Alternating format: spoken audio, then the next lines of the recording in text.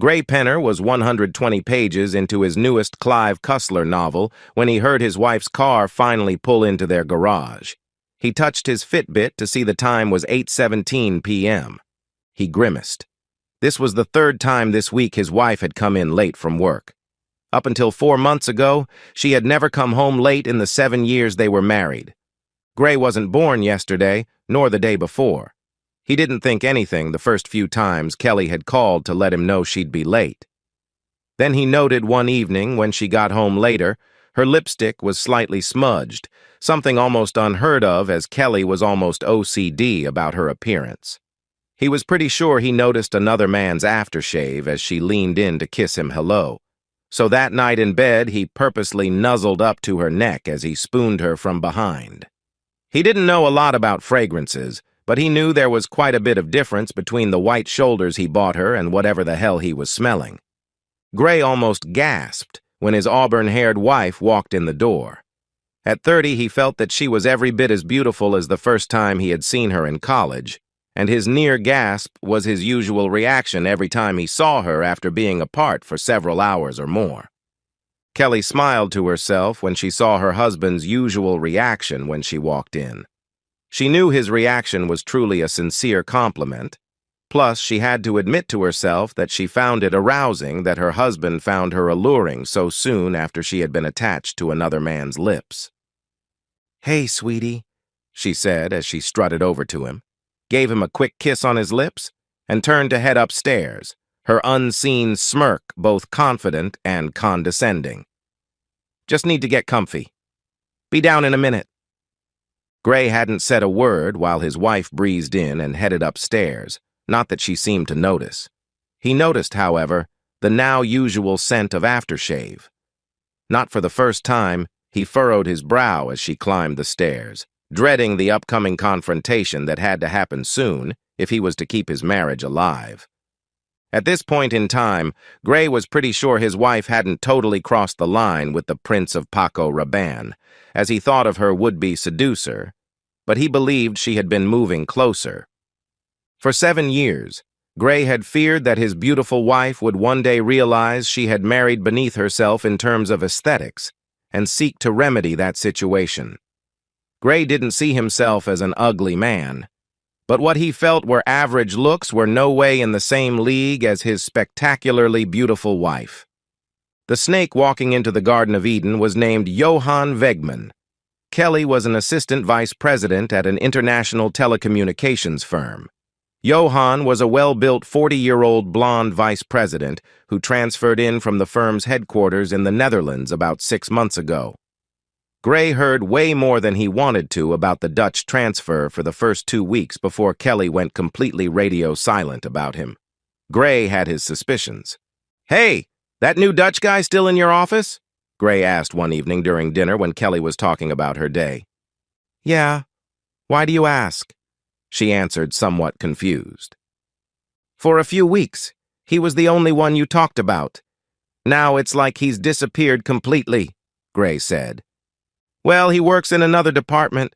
We don't see each other much," she said, her face coloring more than a little. "Huh," Gray mumbled, shoveling in a bite of food as he noted that his wife had just lied to his face. The late nights started soon thereafter. Kelly found herself attracted physically to the 6'4", 225-pound Dutchman from the first moment she was introduced to him. As much as he was a physical specimen, he projected an air of extreme confidence, almost bordering on arrogance. He spoke 3 languages and had deep blue eyes that Kelly felt seemed to look into her soul every time he looked at her. If she was honest with herself, she had to admit that she felt for him the first time Johann smiled at her. In truth, Kelly and Johann didn't work in different departments and actually interacted quite a bit in their jobs. The two were going to lunch by themselves within a couple of weeks of Johann coming on board. Kelly loved her husband and never gave a thought to what was becoming a burgeoning relationship with Johann. For his part, Johann was very aware of the fact that his relationship with Kelly was growing because he was gently pushing it that way. Johann knew the woman was married, but figured she would let him know if he was pushing too far. Extramarital affairs were not anathema in his country. 2 weeks later, the pair was working on a project that wouldn't quite be done by the end of the day. Johann suggested they could pick up the project again first thing in the morning, or just put in a little extra time that evening at the office. Her smile told him everything he needed to know. She quickly called Gray at his office to tell him she would be a couple of hours late. He noted to himself that it was the first time she would be late in the many years she had worked for her company. But since he occasionally had to work late, he had no complaints and told her he would fix dinner on that night. She gushed over how considerate he was. The two left the office at 7, even though they had finished their work by about 5:30. They were both aware of the time. Working, or rather staying, late started to become a regular thing for the pair, who spent much of their extra time talking at first. That evolved into touching, cuddling, and kissing. Kelly was completely aware that she was balanced atop the edge of a slippery slope, but she was enjoying having her husband and a boyfriend. In fact, she was so caught up in her own feelings that she was either unaware or uncaring that her husband had noticed. Coming out of college, Gray had gotten a good position with a good salary at a small local telecommunications firm. Kelly, having the same degree as Gray, had started out in a lesser position, but with an international firm. The two had a plan to remain childless until they were 30. They also soon decided that Kelly would be the first to go back to school online to get her master's in business so she could advance in her company. Once she got her master's, it would be Gray's turn so he could advance in his job. Kelly got her master's in 4 years and soon got a promotion that boosted her salary and position in her company above her husband's money and place in his. He was very proud of his wife and pleased that their plan for their careers was working. Caught up in her own financial and personal success, Kelly lost track of the couple's plan. When it came time for Gray's turn at getting a master's, she argued that they should instead use that money to buy a house in which they could raise a family. Gray wasn't happy with his dreams being subjugated, but he had to admit that buying a house for their future family was a good idea. He could always go back to school in a couple of years, she reminded him. Kelly always seemed to come up with something big the couple needed to spend its money on instead of Gray's MBA. He didn't want to appear selfish, so he always acquiesced to his wife's wishes. Kelly's ego very much enjoyed her being the major breadwinner and having the bigger job among the pair. She began to see herself as the more equal among two equal partners. Kelly had butterflies in her stomach as she descended the stairs. She loved her husband, but she needed Johann. Needed to feel him, needed to spend the night with him, needed to snuggle with him after the two of them had intimacy. She just couldn't cheat with him, though. She had to tell her husband first so it wouldn't be cheating. She knew he loved her every bit as much as she loved him, and he would give her this one weekend, this hall pass. He had never denied her anything. "Dinner's in the microwave. You just need to zap it for about a minute," Gray said flatly when Kelly appeared downstairs. "Thanks, babe. I'll get it in a bit. Can we talk?" she asked. Gray raised his eyes from his book. Dirk Pitt was going to have to wait. Gray could tell Kelly had something important she wanted to say to him. Did it have something to do with what he wanted to talk to her about soon? "I want a hall pass this weekend, Gray," Kelly said hesitantly, but clearly. Gray sat frozen in his spot on the sofa. His brain went into overdrive. He hoped he didn't look as stunned as he felt. He felt like his insides wanted to come up to the outside of his body. "Pardon me?" he asked, knowing that he had indeed heard his wife correctly. "I need to spend an entire weekend with Johann Wegman. We have feelings that need to be addressed once. Just once. I love you, Gray, not him, and I will come back to you after this weekend and spend the rest of my life showing you just how much I love you." Gray felt even sicker to his stomach, knowing that just by asking, Kelly had ended their marriage. Still, he figured this tragedy had to be played out. "What if you decide after this weekend that once isn't enough?" he queried. "What if you decide you need him more than one weekend? What if you decide you need him more than me?" "That won't happen. I promise," she said quickly. "Really? How can you promise that? You promised me, you vowed, that you would forsake all others for me 12 years ago, and you're going to break that promise easily." She colored again and started looking everywhere except directly at him. "I need this, Gray, and I know you love me enough to give this to me," she whispered. "To be exact, Kelly, you don't need this, but you certainly want it, and you're hoping that I'll be stupid enough to give it to you. Not going to happen," he reiterated. "But I don't own you, so if you really want to do it, you can. Just remember that for every action, there is an equal and opposite reaction." "Thank you, Gray. I'm glad you understand," Kelly said. "No, babe. Don't try to pretend you don't comprehend me completely. I just told you to do what you feel you must do, and then I'll do what I must do," he said. "Whatever," she replied. Kelly was sitting at the kitchen table drinking coffee when Gray walked in the door the next night. He spotted a small bag sitting near the door when he walked in. She was definitely dressed for a night out, he thought, as he noted she was wearing one of her sexiest dresses, a mid-thigh cornflower blue number that showed a pretty good amount of her cleavage. "Seems that you're pretty sure of yourself," Gray said as he put down his keys and wallet. She smiled coquettishly. "I'm pretty sure of my loving husband," she said softly. He raised an eyebrow. "Now give me a kiss goodbye and have a great weekend. No sulking," she said. Gray wanted to grab her by her arms and shake her until her head fell off. Instead, he gave her his saddest smile and shook his head. "God, I loved you so much, babe," he whispered before turning and walking upstairs. Although she realized that he didn't kiss her goodbye, Kelly never picked up on Gray using the past tense of love as she left the house. Her mind was already several miles down the road, where Johann awaited her arrival. She felt like a 16-year-old virgin about to attend her first prom. Kelly and Johann had been planning their weekend for the past 2 weeks. After 3 months of escalating kisses and groping, the pair had decided it was time to see where their relationship would lead.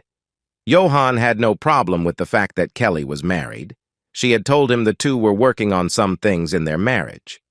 She met Johann in the lobby of the hotel, and the two registered in as Mr. and Mrs. Johann Wegman. They went up to their room and dropped off their luggage. Before leaving the room, Johann had Kelly give him a twirl. He responded with a low whistle, then pulled her in for a deep, passionate kiss. Lord, this man could kiss, she thought.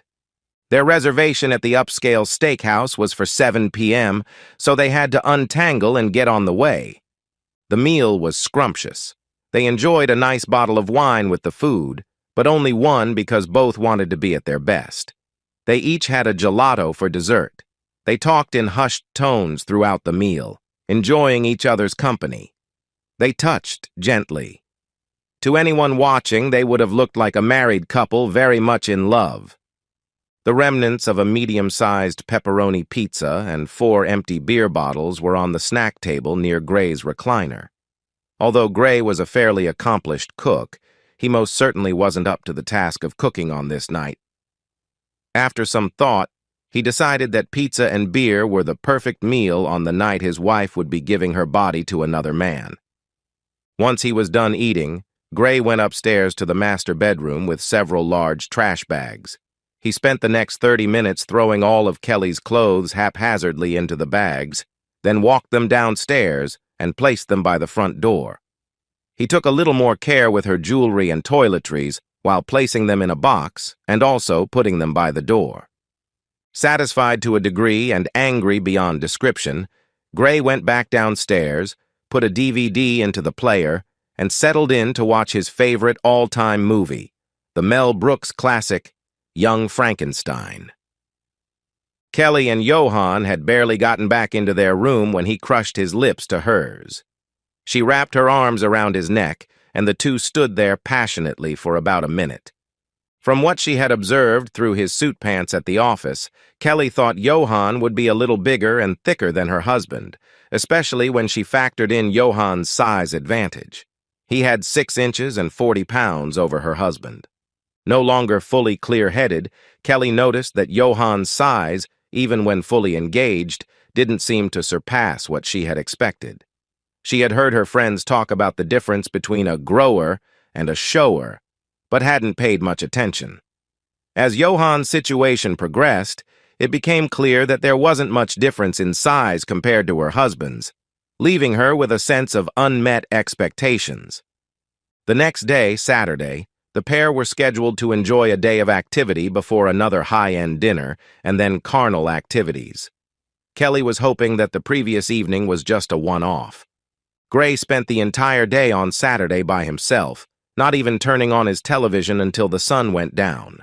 No matter how he looked at his dilemma, he couldn't see any way that he could stay married to his wife. He knew he still loved her. That didn't magically disappear in a day.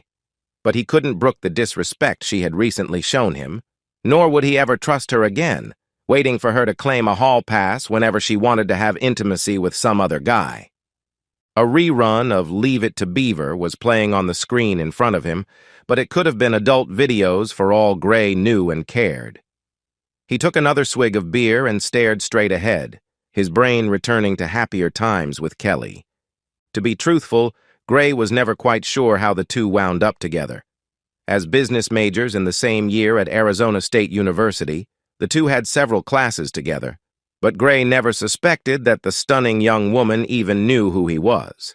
She always seemed to have a small posse of admirers around her, but early in their junior year, she pulled up the seat next to him in an honors accounting class. She seemed to go out of her way to flirt with him during class, and to his shock, she asked him out for coffee when the class ended. Of course, the young man said yes. The pair was just about inseparable for the rest of their college years and married about 6 months after graduation. Up until a few months ago, Gray was sure the couple was in it for the long haul. Recent events, however, had shown him cracks in the marriage, and then Kelly had done the unthinkable. Kelly was lying in bed next to a sleeping Johan, wondering how much sucking up she was going to have to do to get her husband to forgive her, weekend out of time. She heard the words her husband had said to her when she asked or told him about the hall pass, but she knew Gray loved her too much to let a weekend destroy their marriage. Still, she also never thought she would even have time to worry about her husband while she was with Johan. The day out with Johan was marvelous. He had a great manner and a great presence, but back in the room for the second night, his presence again seemed to leave him. He was again selfish and wooden, even though the woman was again giving him the benefit of the doubt in her head. I annoyed Gray for this, she thought to herself. God, I am an absolute dumb. After a shower and a nice brunch out, Johan was all smiles as he and Mrs. Wegman checked out of the hotel. Kelly was gracious and smiled the entire time. The two enjoyed a passionate kiss in the parking lot. Kelly thought it was just about the most passionate part of the weekend, before each got in their cars for the drive home. Kelly used her hour drive home to clear her head and reinforce her position in what she was sure would be an ongoing debate with her husband over her hall pass. She was convinced Gray would eventually give in despite his initial anger and threats. After all, she almost always got her way with him. If worse came to worse, she thought, she would order some lingerie and catch up. She couldn't help but smile to herself as she thought how easy it is to sidetrack a man. Kelly pulled her car into the garage and shut off the engine. She double-checked her makeup in the rearview mirror, grabbed her bag out of the back seat, took a deep breath, and marched head held high into her house. "Hey, I'm home!" she called out as she entered the kitchen from the garage. She waited a couple of seconds for Gray to greet her, as would have been normal, but she was disappointed. She heard the big screen on in the family room and walked in, looking annoyed at what she considered her husband's childish behavior. Gray was seated in his recliner watching a baseball game. He looked away from the screen for a second and nodded in his wife's general direction without so much as a grunt. Needless to say, she was not pleased. "That's how you're going to play this?" "Fine," she huffed and walked out of the room. What the hell are all these bags by the front door?" she yelled. When Gray didn't answer, Kelly walked over and opened a bag. He heard her gasp, then heard more bags being opened. "God damn! This isn't funny, Gray. What the hell do you think you're doing?" she cried.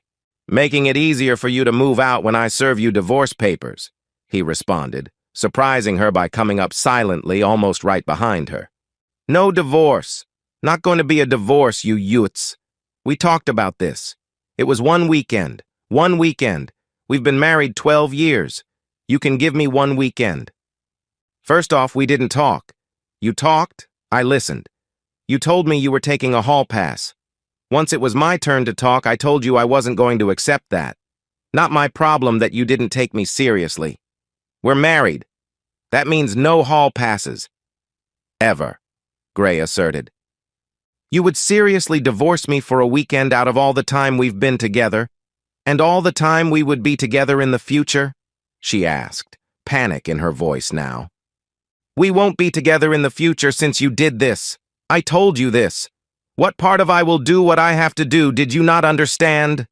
Gray growled. Tears started to leak from Kelly's eyes. For perhaps the first time in their marriage, Gray didn't move to his wife to comfort her. You cheated on me with another man. Just because you told me first still doesn't mean it's not cheating, especially after I told you not to do it, Gray said. You didn't tell me not to do it. You told me I could make my own choices, she said, trying to twist the argument in her direction. And face the consequences of your actions. You seem to be able to recall only what you want to recall, Gray said. Kelly literally stomped around for several seconds, looking at her stuff in the bags. She was breathing heavily.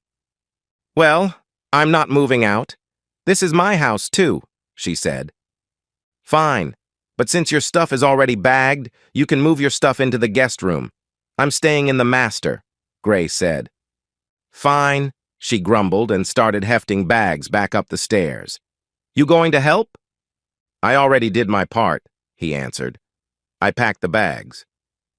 Gray went back into the family room and resumed watching the baseball game. He could hear his wife stomping around upstairs and muttering. When she finally came downstairs, Kelly flopped onto the family room sofa and went through the Sunday newspaper that Gray had placed on the end table near where she usually sat. She noisily started to read the paper, making sure it crackled every time she turned a page or shifted in her spot.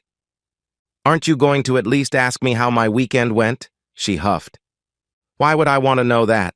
I assumed you had intimacy with him several times. Isn't that what cheating women do when they cheat on their husbands? Gray asked. Well, we also went out and did things and ate at several neat restaurants, she whined. Nice. I'm thrilled for you. Maybe one of your friends will be interested. Your husband for the moment is not. Gray noticed his wife didn't seem nearly as thrilled as he would have expected, especially after she made such a big deal about going. The fact that she wanted to talk about her experiences outside of intimacy told him that Johann might have been more of a dud than a stud. Not his problem, Gray thought to himself. Gray spent time on Monday splitting bank accounts and doing the financial maneuvering necessitated by a pending divorce. He wasn't able to get an appointment with his choice of a family law attorney for another week, so he knew he'd have to exist with Kelly in the same house for a while. Kelly spent her day ducking Johann. She was very aware that they were on opposite sides of the spectrum as to the success of the weekend. She knew that their relationship had changed forever, and not for the better. As much as anything, she desperately needed her husband to understand and come back to her so she could use Gray to put off future advances from Johann. Life had suddenly gotten very complicated for Kelly. She debated between having another sit-down with Gray or just letting life carry on as if nothing happened, hoping her husband would eventually cool down. She opted for the second choice as the path of least resistance, not looking forward to being called a cheating woman again by her husband. After some time spent looking at the situation from all angles, Kelly had to admit to herself that a cheating woman seemed much more accurate than loving wife. She shook her head sadly, wondering if she would have seen things differently if her weekend had been a ringing success instead of a dismal failure. Gray never said a word to Kelly when he got home from work, nor when the two sat down to eat. He muttered a quick thanks when he finished and picked up his plate. I'm sorry, Gray. I'm really sorry, Kelly whined as Gray started to move into the family room. "After all these years, I guess I thought you loved me enough to give me a weekend." "Loved you enough? I would have thought after all these years that you loved me enough not to ask for permission to be a cheating woman. How selfish and delusional can you be?" Things got worse for Kelly the next day at work. 5 minutes after she got into her office, one of her best friends at her firm walked into her office and closed the door, a not-too-usual occurrence in the office. "Please tell me you didn't spend the weekend with the Dutch Thor," Emma LaSalle asked in a half-whisper, even with the door closed. Kelly's eyes opened wide.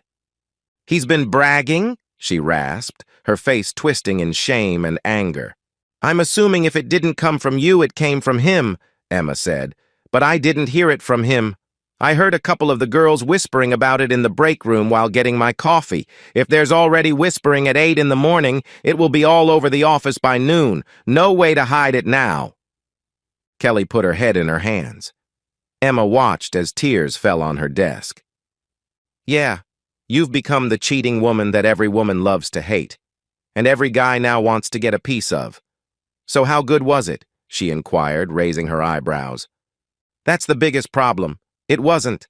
I annoyed my husband big time for what?" she questioned. "Johan is big and handsome and charming and an absolute dud in the bed. He's hardly any bigger than Gray, and he's not half the man in bed, but he thinks he's God's gift to women." Emma's shocked look morphed into concern. "So how much do you have to make up to get back in your husband's good graces?" Emma asked, with no hint of a smile on her face. "I only wish it would be that easy," Kelly answered. "Gray keeps talking about divorce. 7 years together and he's going nuclear. Just like that. No, I'll think about it. No counseling. Nothing. I thought he'd be annoyed, but he's off the hook mad. I've never seen him so unreasonable. It's not like I didn't give him a heads up." "Yeah, but if he didn't approve of it, the heads up meant nothing. You're a smart woman. You really can't deny not knowing it could end up this way," Emma said. It was coincidental that Gray said almost the exact same thing to Kelly 2 weeks later when she called in tears after she had been served divorce papers at her office. "You told me I could have intimacy with him. You told me I could," she bawled through the phone. "No, I told you that it was your choice, but there would be consequences. I never gave you carte blanche to meet that blonde bastard. You made it all about what you wanted. Apparently, it didn't matter what I wanted," Gray asserted.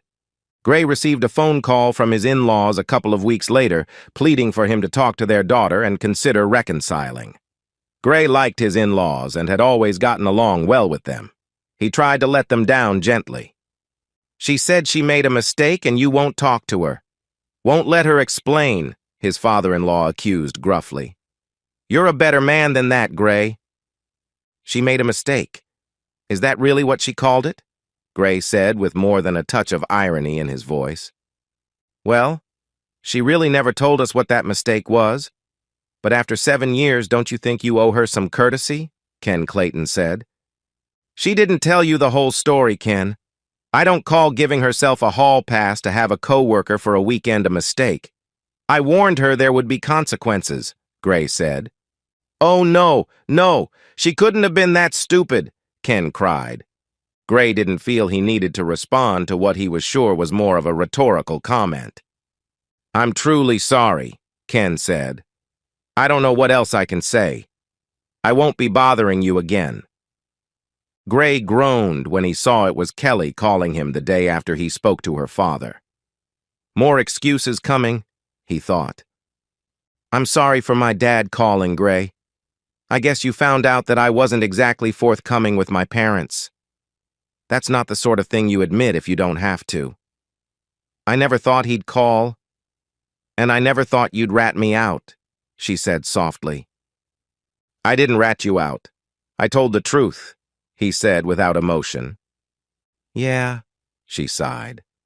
Kelly and her attorney tried to delay the divorce, but considering Gray filed on irreconcilable differences and there were no children, it went through in 9 months. Kelly couldn't believe that Gray wouldn't give her a second chance after her mistake, as she called it repeatedly. The mistake was way more than just having intimacy with another man, Kelly, he explained one evening when she tried to change his mind. You had an emotional affair way before you cheated with him. You disregarded my feelings. You disrespected me in the worst way. When did you stop loving me? Kelly sniffled back tears. Once upon a time, Gray used to try to comfort her when she cried. Now he accused her of trying to cry her way back inside his heart.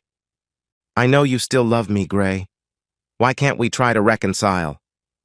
I do still love you. That's why this hurts so much, Gray answered.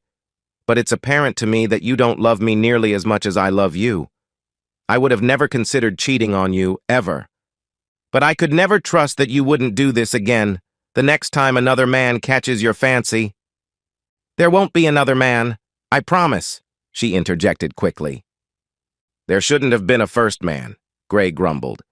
You promised that when you made vows to me? Oh yeah, she whispered. Johan asked Kelly out several times during the time the divorce was pending, as did several other co-workers of Kelly's. Being outed as a cheating woman made the woman the talk of the office, and got her called into Human Resources several weeks after the incident. We don't have a policy against employee dating, but we've always asked our employees to show a little discretion. When half the males on our staff are talking about you spending a weekend, playing house with Johan Wegman, and half the females are speculating who's next on your list, it's not a good situation. If the buzz doesn't let up, you might be asked to move to another office. They tell me Maine is very pretty this time of year, the Human Resources Director said. Johan was back in Kelly's face a day later again asking the woman for a date. After being warned by the HR director, she was in no mood for Johan. Come on, baby, your hubby's divorcing you. We don't even have to leave the city for the weekend, Johan said. Can't you take a hint? I blew up my marriage for some mediocre intimacy that I just had to have. I was such an idiot. Now go away, Kelly shrieked. 2 weeks later, Kelly accepted a job relocation to North Carolina. By the time she left to go, everybody in the company knew Johan was not the stud he thought he was. A month later, Johan transferred back to the Amsterdam office. He was a handsome, fit man who drifted through the aisles of the grocery store each Saturday morning like a man in a daze, she noted from several feet away. He never seemed to notice her, which was the norm in her life. Margaret Scanlon, called Peggy by her close friends, was a fifth-grade teacher in a local elementary school.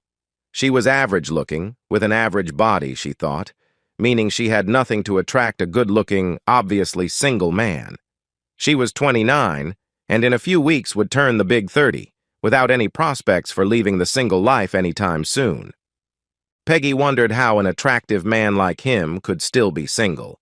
He appeared to be in his mid-30s. He didn't give off the vibe of a player. He seemed lost, maybe broken.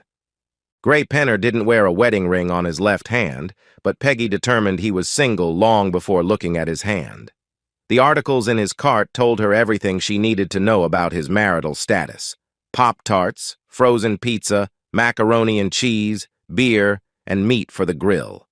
Nothing screamed single, maybe even divorced, like those items. Peggy was described by many as mousy. She had short, wavy, light brown hair, large brown eyes, and fair, almost pale skin. She was 5'5" with an average-size body, decent legs, and what she considered her best feature, a muscle-butt round back.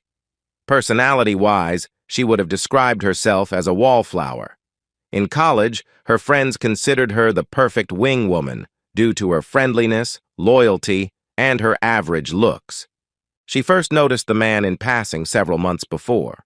For some reason she still couldn't fathom, she kept noticing him and started paying closer attention about 2 months previously. Although it was completely out of character for her, she was actually considering introducing herself to him. If only. I know this might seem a little forward, but I'm Peggy Scanlon. Would you like to get a cup of coffee with me? Peggy asked a couple of weeks later when she came upon the man. Gray backed up and took a good look at the woman who just accosted him verbally. Okay, she wasn't stunning like Kelly.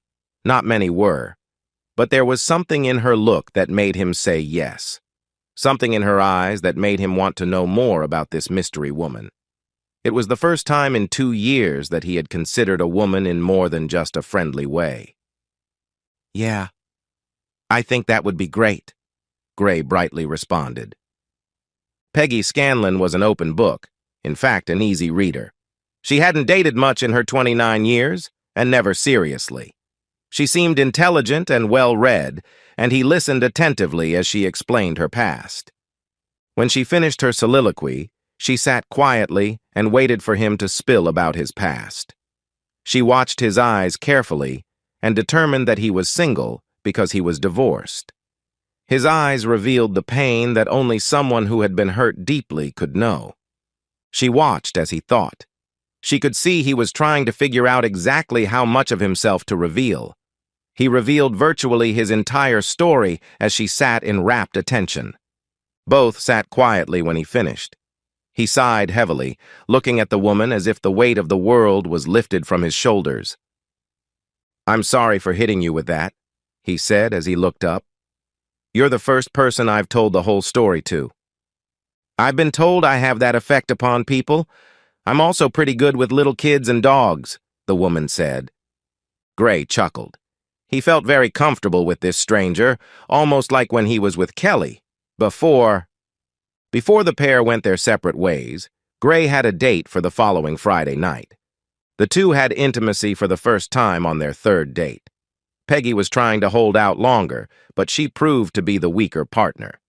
There was something incredible about Gray's quiet, understated demeanor she couldn't resist, even though he never made an overt maneuver. After a nice meal at a Hungarian restaurant, Gray took Peggy back to his apartment for coffee and an after-dinner liqueur. The two started out sitting close in a love seat in the living room before Peggy leaned into Gray and joined her lips to his. 10 minutes later, the pair was naked in Gray's bedroom. He noted to himself that this was the first time since his divorce that he had made love to anyone. The other times he had had it was pure and simple intimacy. He made sure to kiss the woman throughout the lovemaking. She mumbled as she lay entwined with him after they had finished.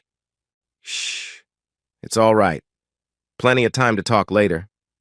What are you doing for the next few decades?" he noted. The woman who had been a bridesmaid 4 times finally got to be the center of attention a year later. The two later had a pair of children, a boy 2 years after the marriage and a girl another 2 years later. Unlike her predecessor, Peggy never forgot her vows. While Gray would never know it, Kelly never forgot that lesson again. Several years after moving to North Carolina, she remarried, remaining faithful to her second husband for 15 years until she caught him cheating. She admitted to herself that she finally understood the pain Gray endured and wasted no time in divorcing her second spouse. Kelly had always taken good care of herself and still went to the gym on a regular basis. She was still an attractive woman as she approached 50. Single, alone, and approaching 50. She never saw that coming, not even in her wildest dreams. Her second husband was a decade older than she was, had no children, and didn't want any with Kelly. Now it was too late. Although she knew that there were plenty of 30-something men who would gladly put a baby inside of her, although none wanted to stick around and be more than just a sperm donor. She laughed aloud to herself. More of a bark, really. Gray had wanted 2 children. She had wanted 3. So by now, the couple's 3 children would all be in their teens. She and Gray would be attending various school and social events, sports, band, and PTA. Graduations, both high school and college, wouldn't be far away, followed by weddings and grandchildren. All of that is gone. For mediocre adventure. What an entitled, dumb woman she was. She shook her head sadly, for probably the 1,000th time. If she was limber enough to kick her own back. A few months later, halfway across the country, Gray and Peggy Penner, along with their 15-year-old son Reggie, were sitting in the gymnasium of their local high school, watching their 18-year-old daughter Phyllis accept her diploma. Peggy squeezed her husband's arm, and the two exchanged looks with their eyes filled with happy tears. Gray leaned in and gave his wife a quick peck on her lips, causing their son to wince in teenage embarrassment. "Oh, come on, you two. Not here, not now," he whined. His parents smiled at him, then at each other. They both wiggled their eyebrows. And so, we've reached the end of today's story. Was it what you expected, or did it take a twist you didn't see coming? I'm curious to hear your thoughts. Share them in the comments below, and let's get a conversation going. If this story kept you hooked, make sure to hit that like button. And if you're new here or just haven't subscribed yet, now's the perfect time to join our community. I bring you fresh, captivating stories every day, so click that subscribe button and turn on notifications so you never miss out. Thanks for watching, and I'll see you in the next one.